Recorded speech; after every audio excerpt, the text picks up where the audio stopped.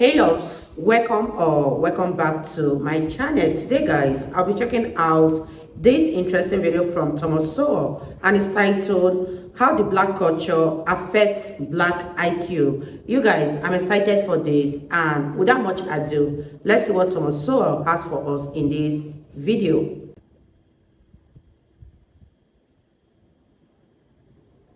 Since concrete capabilities matter much more in the real world than do abstract potentialities, educational outcomes are the practical issue, however much this practical issue has been overshadowed by ideological issues. The leading scholar in the opposing environmentalist school of thought, Professor James R. Flynn, expressed the narrowness of the practical issues in 2008. The race and IQ debate has raged for almost 40 years. I have been entangled in it for 30 years. It has been a constant and unwelcome companion, rather like living with an uncongenial spouse from an arranged marriage. It has occupied the time of legions of scholars and laid waste acres of trees. Will we ever see the end of it? At least the debate is entering a new and more sophisticated stage.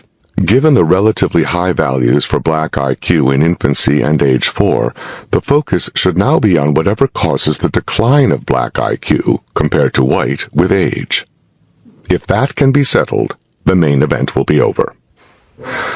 Professor Flynn has argued that the culture in which most black Americans grow up has had a negative effect on their intellectual development.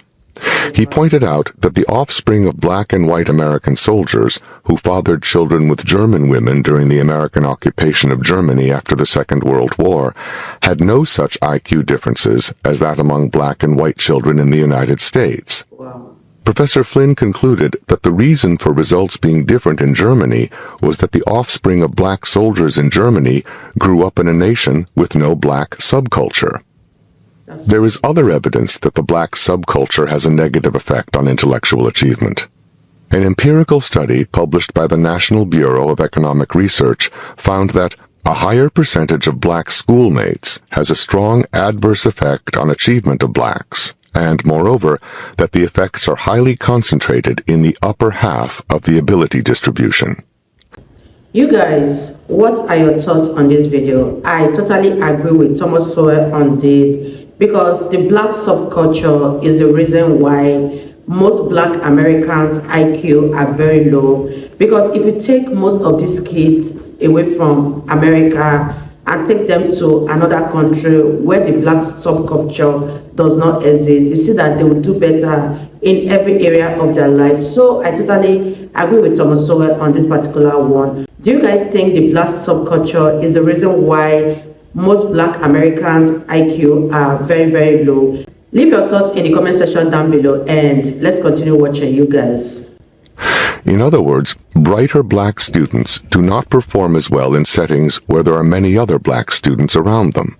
Contrary to the theory that what is needed in educational institutions is some larger critical mass of black students in order to make them feel socially comfortable and thus able to do their best work academically.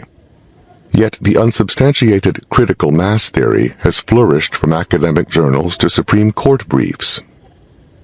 Another study, focusing on the effect of ability grouping on the performances of students in general, mentioned among its conclusions, schooling in a homogeneous group of students appears to have a positive effect on high-ability students' achievements, and even stronger effects on the achievements of high-ability minority youth.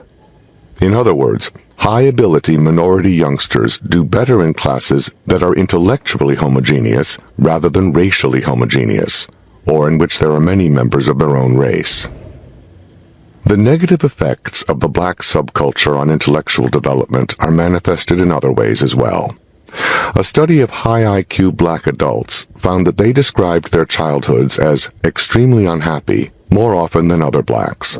This study was done long before the current reports of academically striving black students being accused by their peers of acting white.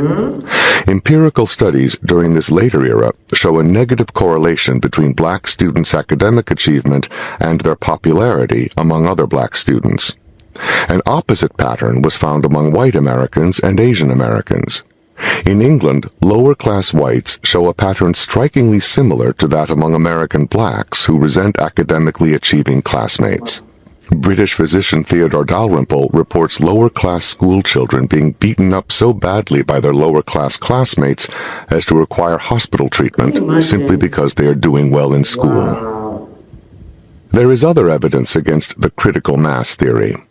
In earlier times, from 1892 to 1954, all black Dunbar High School in Washington sent 34 graduates to Amherst College, usually very few at any given time, and certainly nothing that could be called a critical mass. 74% of those black students graduated from Amherst, 28% of these graduating as Phi Beta Kappas. Dunbar did not promote a black subculture.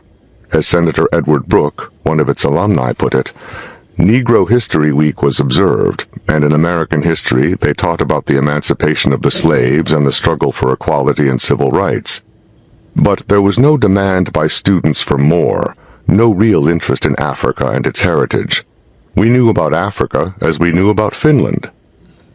Yet the critical mass theory continues to flourish, with no evidence behind it, but with a peer consensus among the intelligentsia, which is apparently sufficient for many.